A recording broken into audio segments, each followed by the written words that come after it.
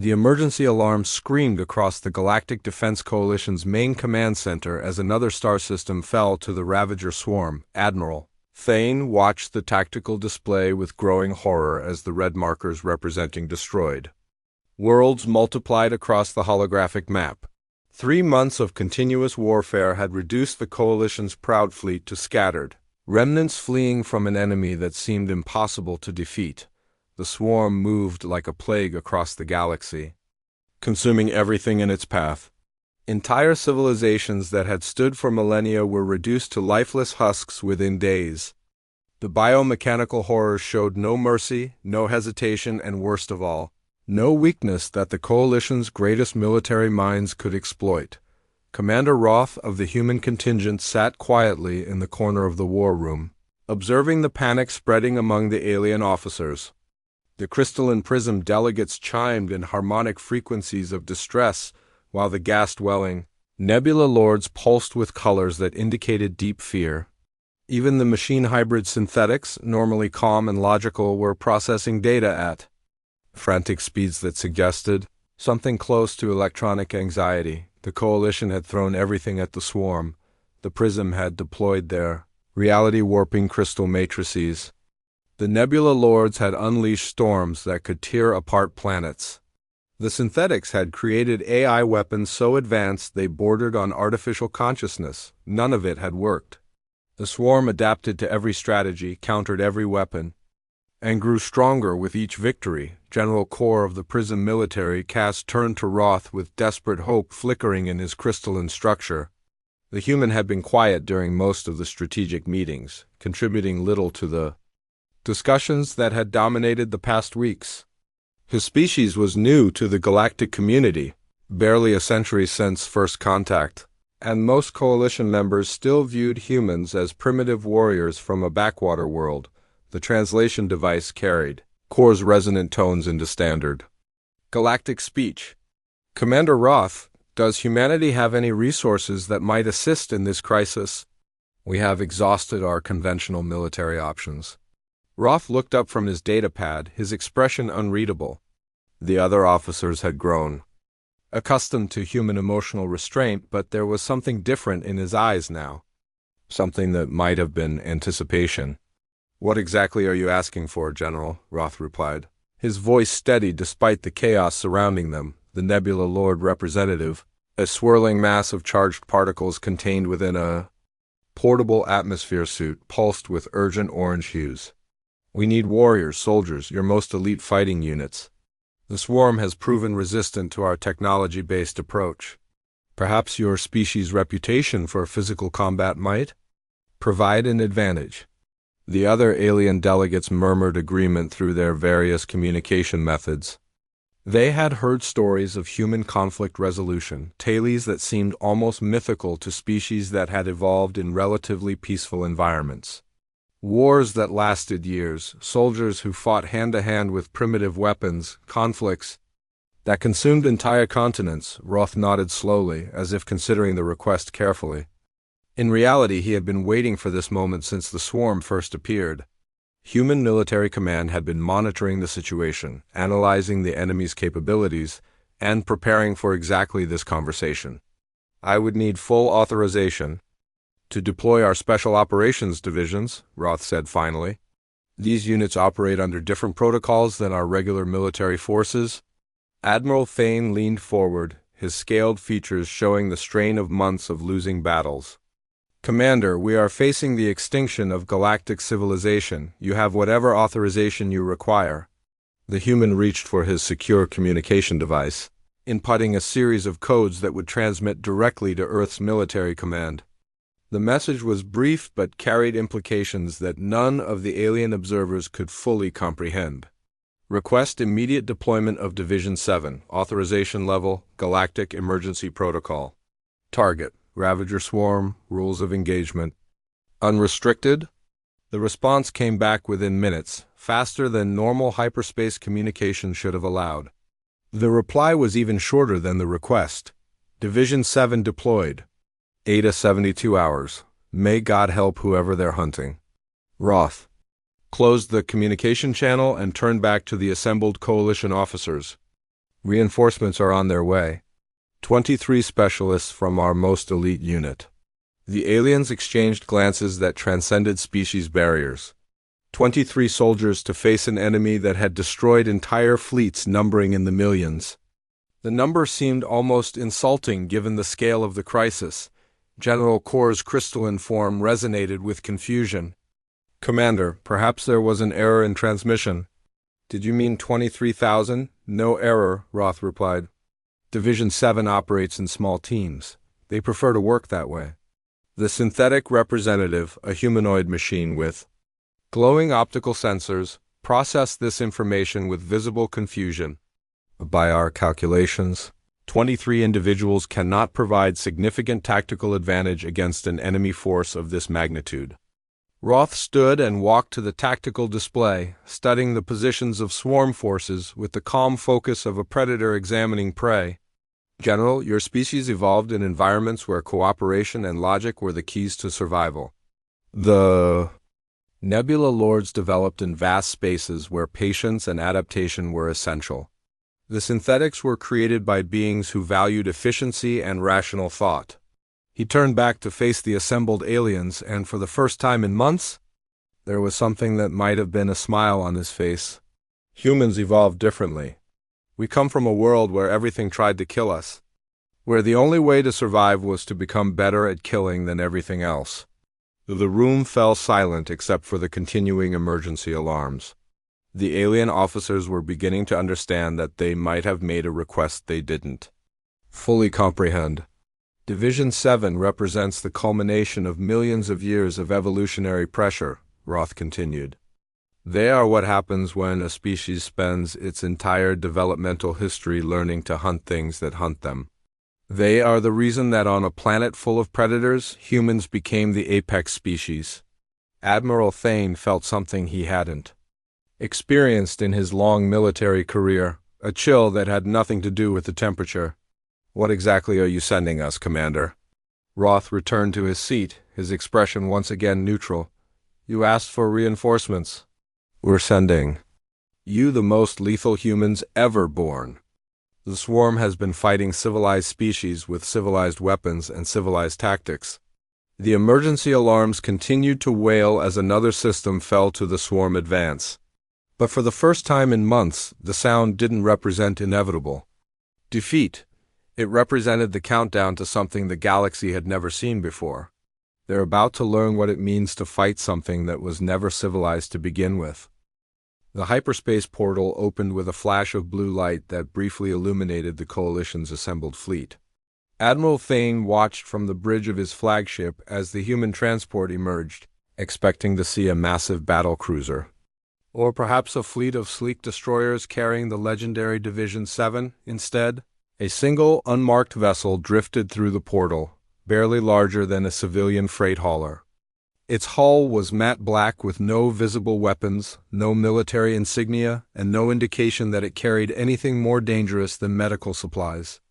The ship looked almost boring compared to the elegant curves of prism crystal ships or the geometric perfection of synthetic war vessels. Dr. Voss, the Coalition's chief xenobiologist, stood beside the Admiral as they watched the transport approach. The scientist had been studying human military doctrine for weeks, trying to understand how such a young species had developed such an aggressive reputation. The arrival of their supposed elite forces only added to his confusion. Admiral, I'm reading only 23 life signs aboard that vessel, reported the synthetic scanning officer. No advanced weapon signatures, no exotic energy readings, no indication of enhanced military capabilities. Thane activated the communication channel, his voice carrying the weight of desperation that had become common in Coalition broadcasts. Human transport. This is Admiral Thane commanding Coalition Defense Fleet Omega. Please confirm your passenger manifest and mission parameters. The response came in the casual tone that humans seem to use regardless of the situation's gravity. Admiral, this is Captain Rivers aboard transport vessel Quiet Harbor. Confirming 23 passengers, Division 7 operational team. Mission parameters are classified above your clearance level, but we're here to help with your swarm problem. Dr. Voss exchanged glances with the Admiral, above their clearance level. The Coalition's top military commanders had been deemed insufficient. Security clearance for information about their own reinforcements. The implications were either insulting or terrifying. The docking bay of the Coalition flagship buzzed with activity as alien officers gathered to witness the arrival of humanity's most elite soldiers. Representatives from all member species had come to see these legendary warriors, expecting to encounter beings enhanced with advanced technology or modified through genetic engineering. The transport's landing ramp lowered with a soft mechanical hiss. The gathered aliens leaned forward, their various sensory organs focused on the opening. They waited to see super soldiers in powered armor, cyborg warriors with implanted weapons, or perhaps humans carrying exotic energy weapons that would finally turn the tide of the war. Instead, 23 individuals in simple black uniforms walked down the ramp. They moved with quiet confidence, but there was nothing obviously special about them. No visible weapons, no armor, no technological enhancements. They looked like ordinary humans, the kind that might be found in any civilian population center. The team leader approached the assembled officers with unhurried steps. She was a woman of average height, with short dark hair and eyes that seemed to take in everything while revealing nothing. When she spoke, her voice carried the same casual tone as the transport pilot. "I'm Gray, Division 7 team leader. We'll need detailed intelligence briefings on swarm behavior patterns, tactical assessments of their adaptation capabilities, and access to any captured specimens for analysis." General Core's crystalline structure chimed with confusion. "Specialist Gray, we expected a larger force. Our intelligence suggested human military units typically operate in battalions or larger formations." Gray's expression didn't change, but something in her eyes suggested amusement. "General, your intelligence is correct for regular human military units. Division 7 operates differently. We prefer smaller teams for the type of work we do." The Nebula Lord representative pulsed with colors indicating skepticism. What type of work requires only 23 individuals against an enemy that has destroyed entire star systems? Another Division 7 member, a tall man with prematurely gray hair, answered before Gray could respond. "The kind of work that doesn't require large numbers," he said simply. "I'm Stone, Division 7 Tactical Specialist. We're not here to fight a conventional war." Dr. Voss found himself studying the humans with scientific curiosity. There was something about their body language, their casual confidence in the face of a galactic crisis that suggested they knew something the Coalition didn't. "If you're not here to fight conventionally, then what exactly is your mission?" Gray turned to face the xenobiologist, and for a moment Voss felt something he hadn't experienced since childhood on his homeworld. The sensation of being watched by something that was deciding whether he was worth its attention. "Doctor, we're here to do what humans do best. We're here to hunt." The word hung in the air like a physical presence. Hunt. It was such a simple concept, yet none of the Coalition species had truly understood its implications. Their civilizations had developed beyond the need for predation, beyond the primitive drive to pursue and kill. They had forgotten what it meant to be the thing that other things feared. Admiral Thane stepped forward, his military bearings struggling to mask his growing unease. "Specialist Gray, with respect, hunting implies prey. The swarm has proven to be the predator in every encounter. They adapt to our tactics, overcome our defenses, and show no fear of our weapons." Gray nodded as if the Admiral had made an excellent point. "You're absolutely right, Admiral. The swarm has been the predator in every encounter with Coalition forces. They've learned to see you as prey, to anticipate your responses, to exploit your weaknesses." She paused, and the assembled aliens waited for her to continue. When she spoke again, her voice carried something that made even the machine hybrid synthetics pause in their processing. "The thing is, the swarm has never encountered an actual predator before. They've been fighting civilized species who learned to be violent. They've never faced something that was born violent, something that evolved to be the thing that hunts." "The hunters," Stone stepped forward, his expression equally neutral. Every species in this galaxy developed in environments where cooperation and intelligence were the keys to survival. You learn to build, to create, to work together. Violence became a tool you used when necessary. Gray continued the explanation. Humans evolved on a world where everything was trying to kill us. We didn't learn to be violent. We learned to be better at violence than everything else. It's not a tool we use. It's what we are. The silence that followed was broken only by the distant hum of the ship's engines. The Coalition officers were beginning to understand that they had asked for help without fully comprehending what they were requesting. Dr. Voss found his scientific curiosity overriding his growing unease. You're suggesting that humans are fundamentally different from other sentient species. Not suggesting, Gray replied. Stating. We're apex predators who developed intelligence, not intelligent beings who learned to hunt. There's a difference, and the swarm is about to learn what that difference means. The 23 members of Division 7 stood quietly in the docking bay, waiting for their briefings and equipment. They showed no signs of impatience, no indication that they were concerned about the impossible odds they faced. They simply waited with the calm confidence of beings who had never doubted their place at the top of the food chain. Admiral Thane realized that the Coalition had made a request they didn't fully understand. They had asked for reinforcements, expecting soldiers. Instead, they had received something that might be far more dangerous than the enemy they were trying to defeat. What do you need from us? He asked finally. Gray smiled, and for the first time since the swarm had appeared, someone in the Coalition fleet felt something that might have been hope. Just point us toward the prey, Admiral. We'll handle the rest. The research laboratory hummed with the sound of containment fields and monitoring equipment as Dr. Voss prepared for what he expected to be a routine examination of captured swarm specimens. The Coalition's xenobiology department had been studying the biomechanical horrors for months, trying to find weaknesses that might be exploited in combat. Every attempt had failed, but the arrival of Division 7 had brought new hope for breakthrough discoveries. Gray entered the lab with the same casual confidence she had shown since arrival. She wore no protective gear, carried no weapons, and seemed completely unconcerned about being in the same room as creatures that had torn through reinforced battle. Armor like tissue paper. Dr. Voss watched nervously as she approached the containment cells, wondering if humans simply didn't understand the danger they were facing. The first specimen was a swarm warrior, a nightmare combination of organic tissue and mechanical components that stood nearly 3 meters tall.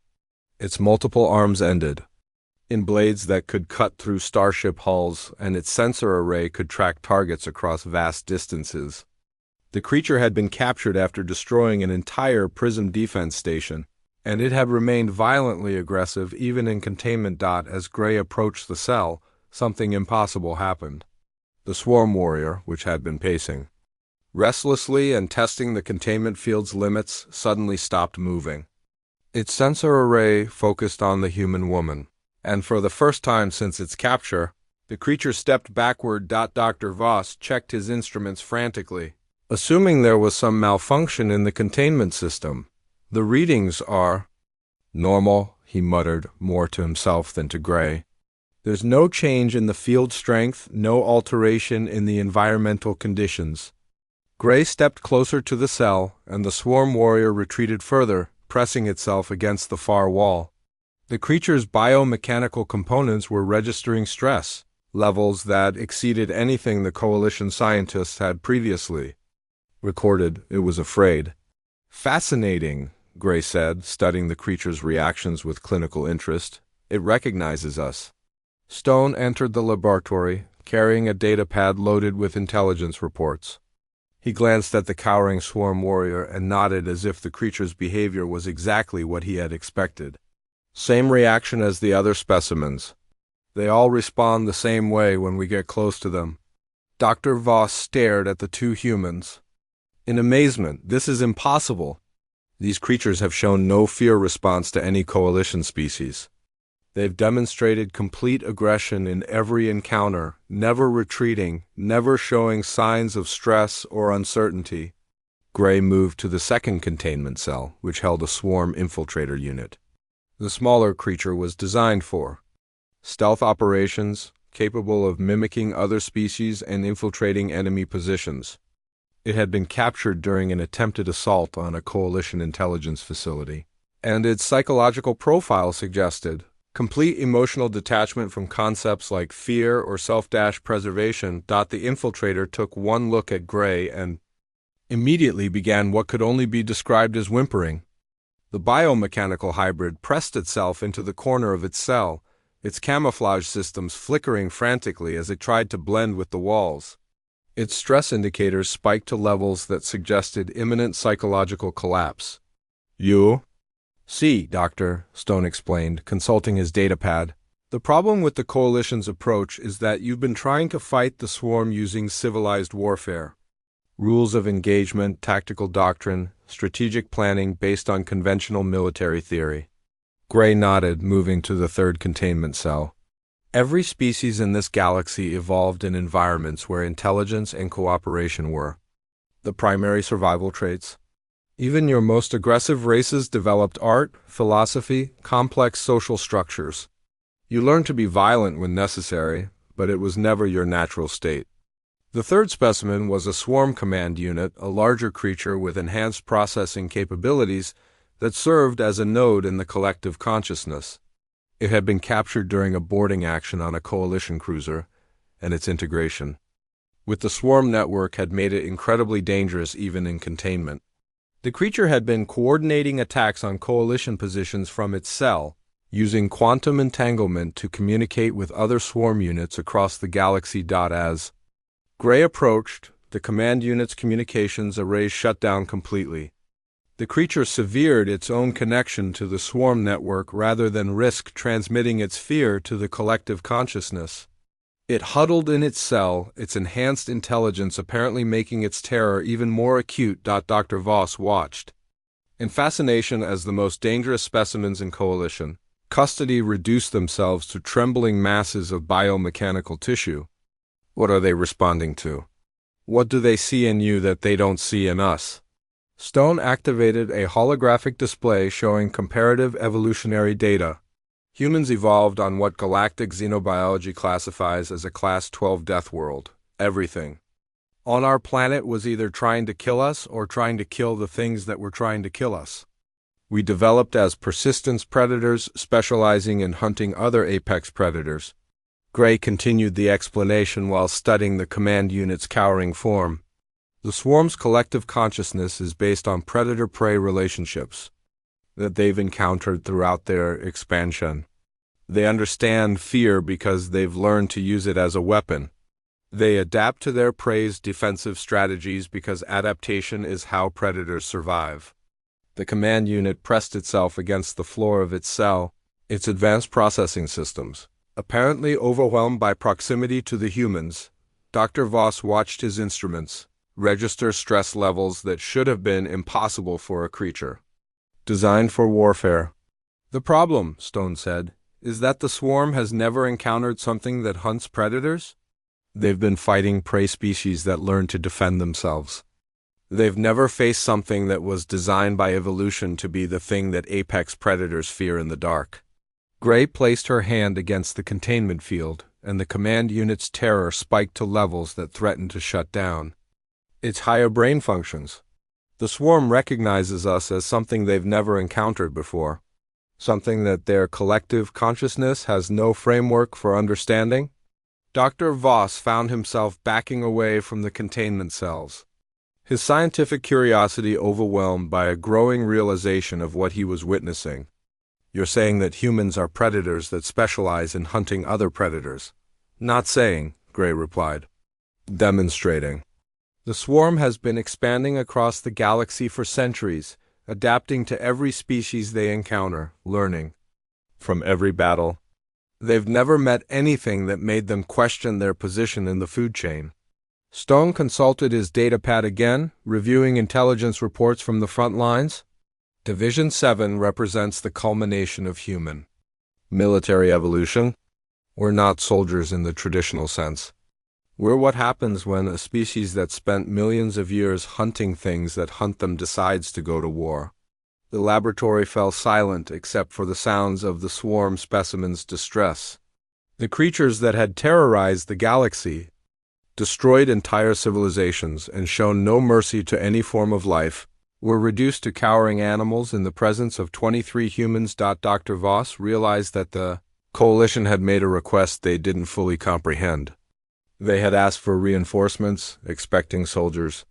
Instead, they had received something that made their enemies question the fundamental nature of predation itself. "What happens now?" he asked, his voice barely above a whisper.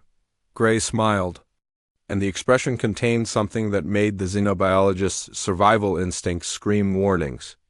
"Now we go hunting, Doctor. The swarm has been playing predator with prey species for too long. It's time they learned what it feels like to be hunted by something that was born to kill predators." The containment cells hummed with the sound of terrified biomechanical creatures that had discovered they were no longer at the top of the food chain. For the first time in galactic history, the hunters had become the hunted. The swarm's latest assault began like all the others, with overwhelming force and calculated brutality that had proven unstoppable for months. Millions of biomechanical horrors swept across the Kepler defense line, their hive mind coordination perfect, their adaptation to coalition tactics flawless. Admiral Thane watched from his command center as 3 star systems fell simultaneously. The red markers on his tactical display spreading like a disease across the galaxy, but this time, Division 7 was already moving. The 23 humans had dispersed across the battlefield hours before the attack began, using stolen swarm biosignatures to mask their presence from the collective consciousness. They didn't move in formation, didn't coordinate through conventional communications, and didn't follow any tactical doctrine that coalition military academies would have recognized. They moved like predators who had spent millions of years learning to hunt in packs. Team Alpha, led by Gray, had infiltrated the primary swarm command nexus deep within the asteroid field of the Vega system. The facility was a massive biomechanical structure that pulsed with the collective consciousness of billions of swarm units. It was heavily defended, surrounded by layers of warrior units and sensor arrays that could detect approaching enemies from light years away. The swarm defenders never saw Gray coming. She moved through their perimeter like a ghost, using gaps in their patrol patterns that existed only because the swarm had never encountered an enemy that understood predator behavior better than they did. When she reached the command center, she didn't destroy it. Instead, she began making subtle alterations to the signal patterns, introducing tiny delays and inconsistencies that would propagate through the entire network.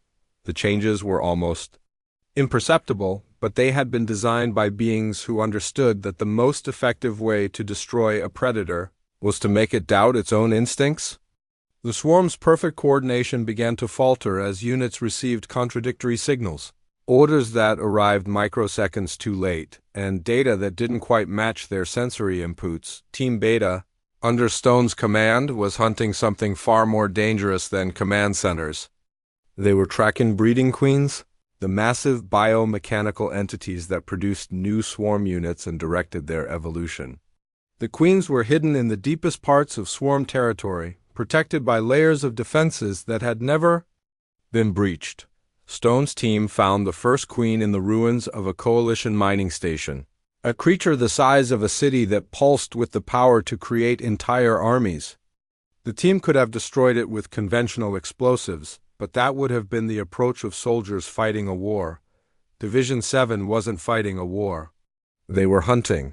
The queen died slowly, its massive biomechanical form torn apart by methods that would have made coalition officers uncomfortable to witness.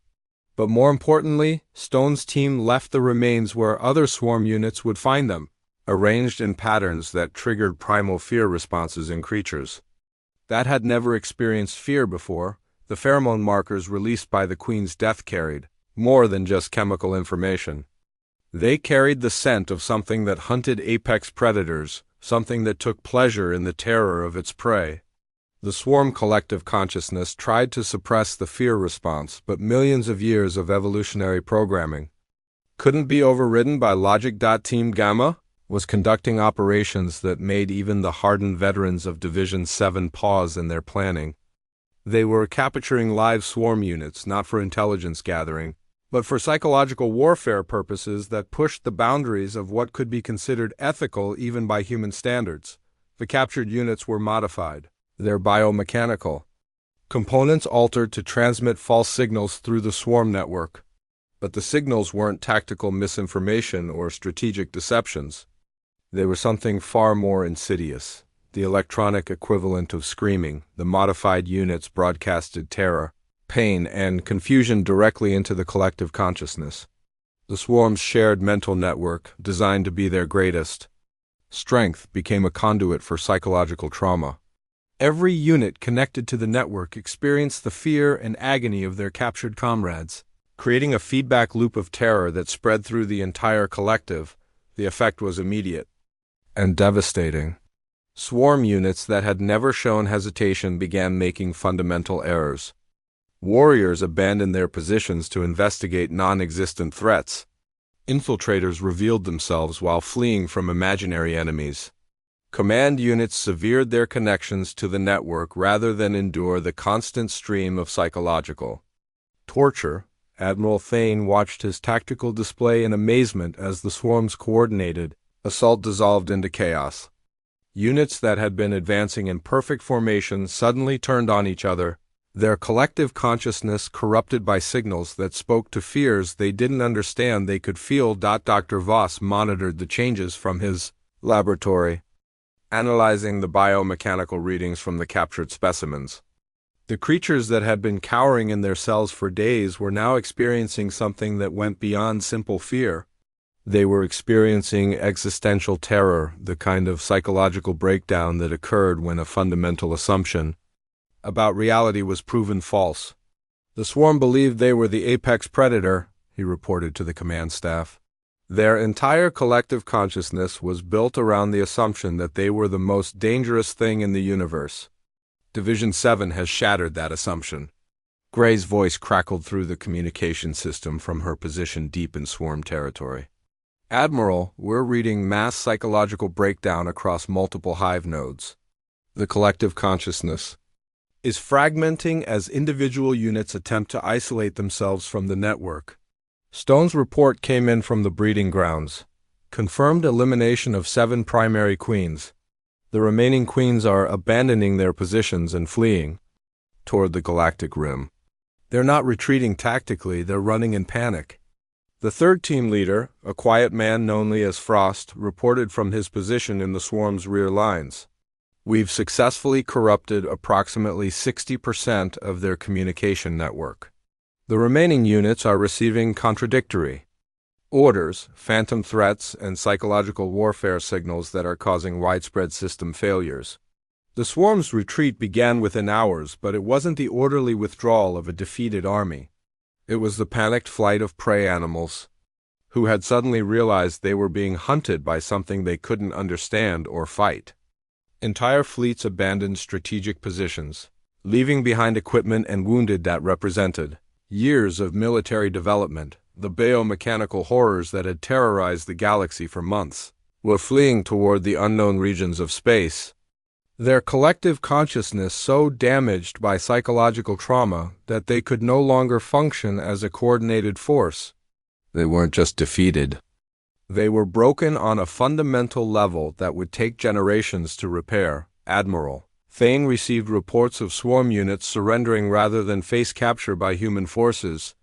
Others were shutting down their own systems, choosing deactivation over the possibility of encountering Division 7 again. The collective consciousness that had once spanned star systems was fragmenting into isolated nodes of terrified survivors. Status report, Thane requested. Still unable to believe what his sensors were telling him, Gray's voice carried the satisfaction of a successful hunt. Mission accomplished, Admiral. The swarm has been reminded of their place in the food chain. They'll carry the memory of this encounter in their collective consciousness for generations. They won't be coming back to this part of the galaxy. The Coalition fleet watched in stunned silence as their most dangerous enemy fled into the darkness of space, their retreat so complete that they abandoned entire star systems without attempting to destroy them. The swarm had been transformed from apex predators into prey animals, and they were running from something that had proven to be better at their own game than they were. 23. Humans had achieved what millions of Coalition soldiers couldn't accomplish in months of warfare. They had done it not through superior technology or overwhelming force, but by demonstrating that there were still things in the universe that predators had reason to fear.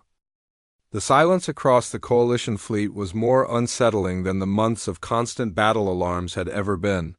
Admiral Thane stood in his command center staring at tactical displays that showed empty space where the swarm had been just hours before. The enemy that had seemed unstoppable, that had consumed entire star systems and shown no mercy to any form of life, had vanished into the galactic rim like shadows fleeing from light, the reports flooding in from across the battle zone painted a picture that defied everything the Coalition understood about warfare. Swarm units weren't just retreating, they were abandoning strategic positions, leaving behind technology and resources that represented decades of military development. Some were even surrendering to Coalition forces, their biomechanical forms showing signs of complete psychological breakdown. Dr. Voss submitted his final report to the Coalition Science Council, but he had classified it at the highest possible security level. The document was brief, but its implications were staggering. The swarm hadn't been defeated through superior firepower or tactical brilliance. They had been psychologically destroyed by an enemy that understood predation in ways that their collective consciousness couldn't process. In the research laboratory, the captured swarm specimens remained in their containment cells, but they were no longer the aggressive horrors that had terrorized research teams for months. They huddled in corners, their biomechanical systems running at minimal power, their enhanced intelligence apparently overwhelmed by experiences that had no place in their evolutionary programming.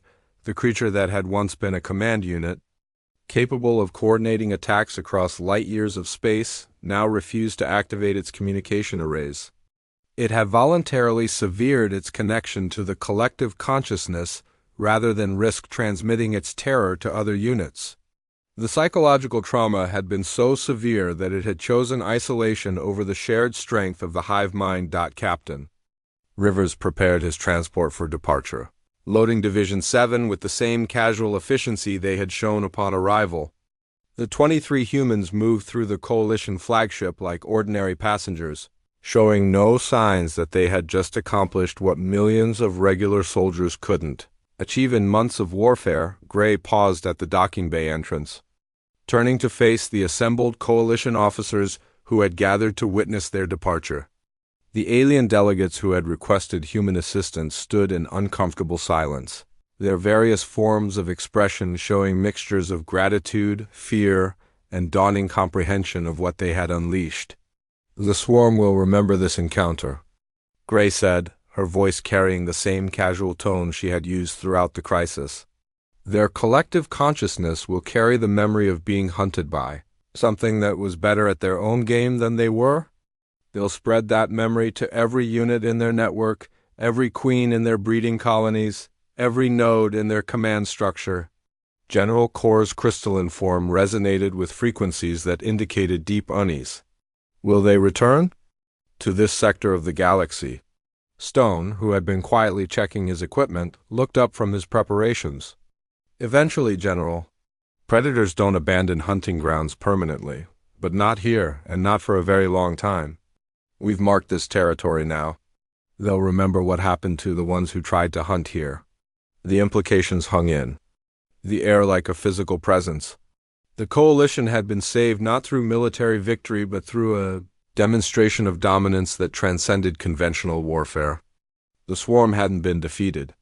They had been taught their place in a hierarchy they didn't know existed. Admiral Thane approached Gray one final time, his scaled features showing the strain of trying to process events that challenged his understanding of galactic civilization.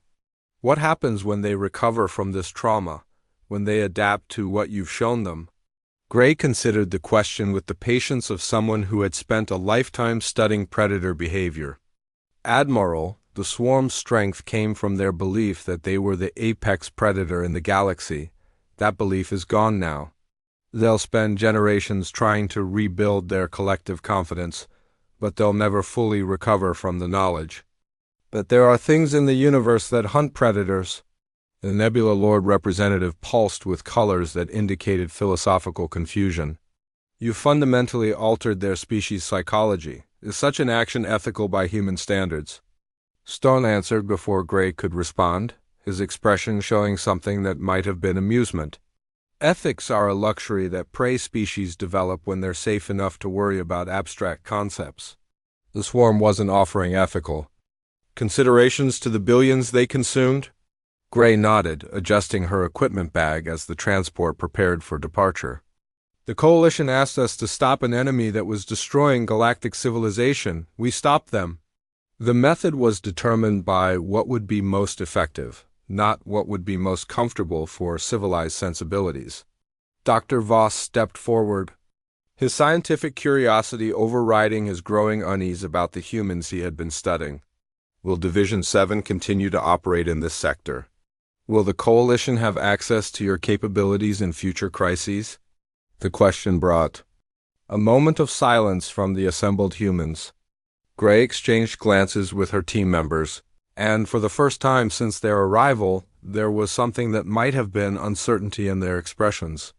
Doctor, Division 7 operates under protocols that exist outside normal military command structures, Gray replied carefully. We're deployed only when conventional forces have proven inadequate and the threat level justifies our particular methods. Captain Rivers' voice crackled through the communication system. Division 7, we're cleared for departure in 10 minutes. Please complete your final preparations. The humans began moving toward their transport, but Admiral Thane called out, one last question. How many units like Division 7 does humanity maintain? Gray paused at the transport entrance, her hand resting on the airlock control. For a moment, her casual facade slipped, and the assembled aliens caught a glimpse of something that made their survival instincts scream warnings. Admiral, Division 7 is the only unit of its kind.